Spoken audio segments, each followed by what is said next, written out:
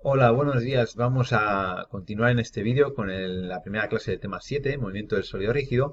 Nos habíamos quedado pendientes de ver un ejemplo de aplicación de esas ecuaciones de Euler para resolver el movimiento del sólido. Vamos a ver un ejemplo de un sólido rígido con un punto fijo, ¿vale? Tenemos una barra delgada, como esta, de longitud L, masa M y densidad constante lambda, que cuelga por un extremo de un pivote fijo O, alrededor del cual puede girar libremente. Se coloca inicialmente en posición horizontal y se abandona a su peso. Nos piden calcular la reacción vertical en O inmediatamente después de soltarla. ¿Vale? Aplicaremos para la resolución el teorema del momento cinético en O y también después en C para ver que cualquiera de las dos opciones nos daría el resultado correcto del problema. Bueno, pues en principio el teorema del centro de masas, ese sumatorio de fuerzas exteriores igual a la masa por la aceleración del centro de masas, nos proporcionaría las tres primeras ecuaciones de nuestro problema. ¿Cuáles son las incógnitas? Bueno, pues en principio tendríamos el peso es la fuerza motriz, la fuerza que actúa sobre esta varilla, pero como tenemos un punto fijo, hay una restricción de movimiento, hay unas reacciones en ese punto fijo que retienen a la varilla, por tanto, supondremos sentidos arbitrarios para todas las incógnitas, ya que no sabemos en qué dirección van a estar. Si al resolver el problema nos da un signo negativo en el módulo, pues entonces significaría que irían en sentido contrario al que hemos supuesto. Vamos a considerar, por ejemplo, esa reacción vertical en el punto O, R sub I, que es la que nos piden en el problema, pero también vamos a considerar, ¿por qué no?, una reacción horizontal que no sabemos muy bien de momento cuánto valdrá. Y luego estarían las incógnitas cinemáticas. La aceleración del centro de masas, obviamente, si el peso es la fuerza que actúa, pues en ese instante inicial esa aceleración pues iría en vertical hacia abajo. Y como la varilla en principio pues girará en sentido horario al caer, pues también supondremos la aceleración alfa en sentido horario. ¿Vale? Pero de nuevo, repito, esos sentidos son arbitrarios, podríamos haber elegido el sentido opuesto. Bien, vamos a proyectar esta ecuación sobre los tres ejes coordenados. Recordamos que en el movimiento con un punto fijo había un eje fijo con origen en O y un eje móvil también con origen en O. Lo que pasa es que ambos en este instante inicial coinciden en sus posiciones. Una vez que la varilla hubiera girado, ya el eje móvil estaría girado con respecto al fijo. Pues bien, decíamos, proyectamos sobre ejes X, Y y Z y obtendremos, en principio, la reacción Rx, que sería igual a cero, ya que no hay aceleración en la componente horizontal, y la reacción R sub I menos mg igual a menos m por aceleración del centro de masas. Estos signos menos indican que ambos vectores van en sentido negativo del eje Y. Sobre el eje Z no hay ninguna proyección, obviamente. Una segunda ecuación nos la puede proporcionar la relación cinemática entre las aceleraciones.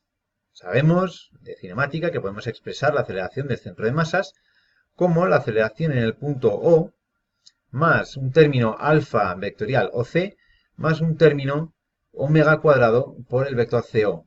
¿Vale? Ese término de Coriolis que llamamos. ¿Vale? Bueno, pues la aceleración en el punto O, al ser un punto fijo, pues es nula, es cero, no existe. ¿Vale? Y por otro lado, en el instante inicial en el que calculamos esas reacciones, omega también es cero. Por tanto, ese tercer término se anula igualmente y solo nos quedan dos términos que proyectamos sobre el eje Y. ¿Vale? A sub c iría en sentido negativo y el producto vectorial alfa por OC vamos a analizar en qué sentido iría. Alfa va en la dirección menos k, según el eje z negativo, y OC va en esta dirección según el unitario más i.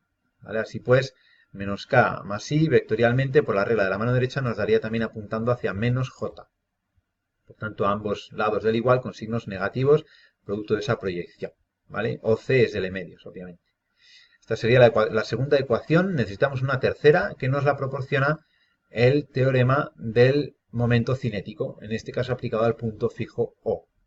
¿Vale? Esta es la expresión de ese teorema referida a ese sistema de ejes móvil o X y Z, aunque en este caso, como he dicho, es coincidente con el fijo en ese instante. Para calcular L con respecto al punto O, utilizamos el tensor de inercia en O. ¿vale? Los ejes en O, estos ejes X y Z, son direcciones principales en este punto. Es sencillo de razonar. Por tanto, ese tensor de inercia en O será diagonal y ese producto por el vector omega, que en principio llevaría la dirección menos k, al igual que el vector alfa, incógnita, ¿vale? Pues tendría una única componente en k. Es decir, este producto vectorial sería 0 por dos motivos. Primero, porque omega inicialmente es 0, ese es el omega en ese instante, y es 0. Segundo, porque tanto omega como L sub O llevan la dirección menos k y por tanto son vectores paralelos, con lo cual esto también sería 0 en ese caso. Pero omega es 0 y por eso esto se anula, ¿vale? Sin embargo, L sub O tenemos que introducirlo en la derivada con respecto al tiempo porque la derivada de omega ya no va a ser 0. Habrá una aceleración angular alfa, ¿vale? Que es incógnita. Lo que sí que es constante en el tiempo es ese momento j sub z y por eso sale de la derivada, con lo que tenemos al final menos j sub z por alfa en la dirección k. Bien, en esta expresión tenemos que calcular los momentos de las fuerzas con respecto a O. R sub i con respecto a O no genera ningún momento al pasar por él. La única fuerza que genera momento sería el peso, que sería precisamente calculado mediante la expresión OC vectorial mg, ¿vale? OC en dirección más i, mg en dirección menos j, producto vectorial por la regla de la mano derecha nos daría apuntando hacia menos k. Por eso el signo negativo de esa proyección y OC vale L medios, por tanto nos quedaría menos LMG partido por 2. Por otro lado, el momento de inercia JZ con respecto a O, en este eje Z que pasa por O, sabemos calcularlo y sabemos que es igual a m por L cuadrado partido por 3. Así pues, la segunda parte de esa ecuación sería menos ml cuadrado tercios por alfa. Esta es la tercera ecuación que necesitábamos. Podemos resolver ahora el sistema para determinar las incógnitas R sub i, alfa y A sub c. ¿Vale? La reacción vertical, por tanto, en O sería mg cuartos. Alfa 3g partido por 2l y A sub c 3g partido por 4. Bien, vamos a resolver de otra forma. En este caso vamos a aplicar ahora el teorema del momento cinético con respecto al centro de masas.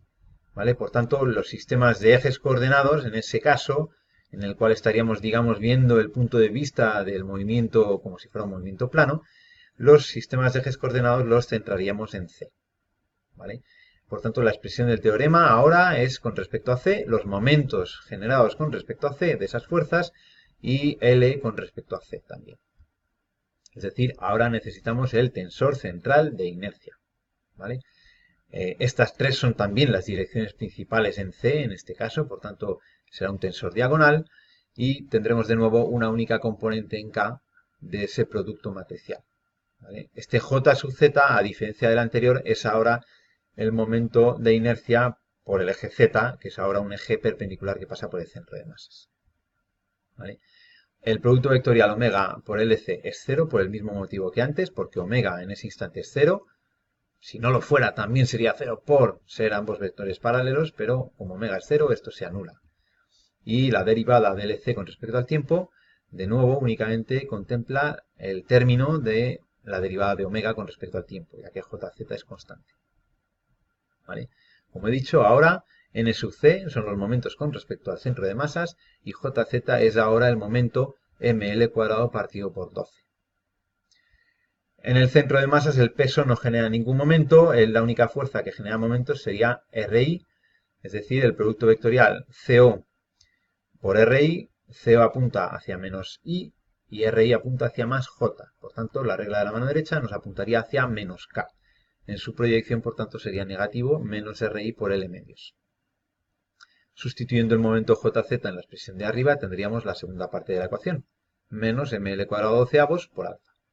¿Vale? Esta tercera ecuación, 3', junto con las dos primeras, nos permitiría resolver el sistema de ecuaciones y obviamente deberíamos obtener los mismos resultados. Os invito a que lo resolváis en vuestra casa y lo comprobéis. ¿Vale? Bueno, como veis, no hay una única forma muchas veces de resolver estas ecuaciones. Bien, vamos a ver un segundo ejemplo. Este ejemplo proviene del tema 6. En ese tema 6 habíamos analizado de esta placa con forma de triángulo isósceles contenida en el plano XY. Habíamos analizado pues su tensor de inercia con respecto al sistema de ejes coordenado X y Z, ¿vale? Y habíamos calculado también el momento cinético generado al girar esa placa alrededor de este eje inclinado, que forma 60 grados con el eje Y y que está contenido en el plano IZ. Bien, del ejercicio del tema 6 habíamos obtenido obviamente las coordenadas, las componentes de este vector omega, pero también el momento cinético con respecto a O. Ahora nos piden en este ejercicio hallar el momento que hace girar la placa con velocidad angular omega constante. Era el último apartado de este ejercicio que no resolvimos en el tema 6. Bien, ese momento que hace girar la placa lo calcularemos mediante el teorema del momento cinético, ¿vale? Es decir, n con respecto a O sería la derivada con respecto a O en función del tiempo, me refería a ese sistema de ejes móvil, ¿vale? Por más omega vectorial L sub O, ¿vale? En este caso, gira con velocidad constante omega, por tanto, la derivada de LO con respecto al tiempo va a ser 0, ¿vale? La derivada de omega con respecto al tiempo será 0. Únicamente tenemos pues que calcular este producto vectorial, omega lo conocemos, L sub O lo conocemos del ejercicio anterior, es un mero producto, digamos, vectorial que sabemos todos calcular. Y nos daría justamente la raíz de 3 partido por 8 por m por h cuadrado por omega cuadrado en la dirección y, ¿vale? En la dirección del eje X. ¿Vale? Bueno, pues este es el segundo ejemplo que nos queda por resolver. En la próxima clase veremos ya el movimiento del sólido con un eje fijo. ¿Vale? Pues muchas gracias y nos vemos en el siguiente vídeo.